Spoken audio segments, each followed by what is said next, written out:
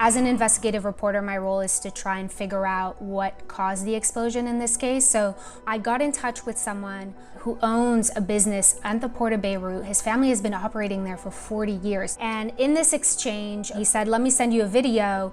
I think a missile caused the explosion. I was already pretty skeptical. What human being has an infrared camera? This is a professional piece of gear. Right. The video is shaky. No security footage would have come out that quickly given the strength of the explosion. So you just start piecing these things together. So joining me now is NBC News supervising producer and reporter Emmanuel Saliba, who specializes in verifying the images and videos that we all see when we cover these stories and is able to give us a deeper understanding of what we're looking at. So what we did was to try and figure out where that video was taken. Here's what I did. I took screenshots of every single frame of that video and identified markers that I could transpose onto that satellite imagery. So you see I used colored blocks just to locate them. If we go to the next slide here, I placed them on that satellite imagery, and it helped us determine that this video was actually taken in that neighborhood.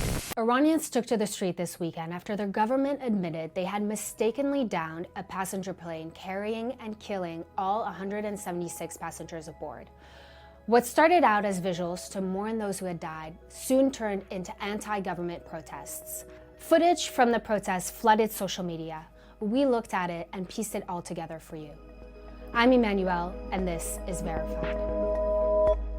We identified these 4 separate videos. Thanks to a number of identifiable markers like these, we were able to find the location where this incident took place. We just received new satellite images that are going to help us understand the extent of the damage done to the Ain al-Assad air base in western Iraq. Let's call Professor Jeffrey Lewis, who works at the Middlebury Institute of International Studies, and he specializes in image analysis and weapons analysis. He's going to help us look at these images and analyze them and help us understand what they tell us. Did these images tell us anything new about Iranian capabilities?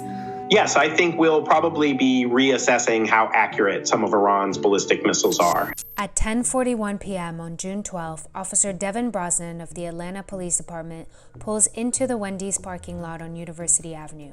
He's just been dispatched to respond to a complaint of a man sleeping in his vehicle.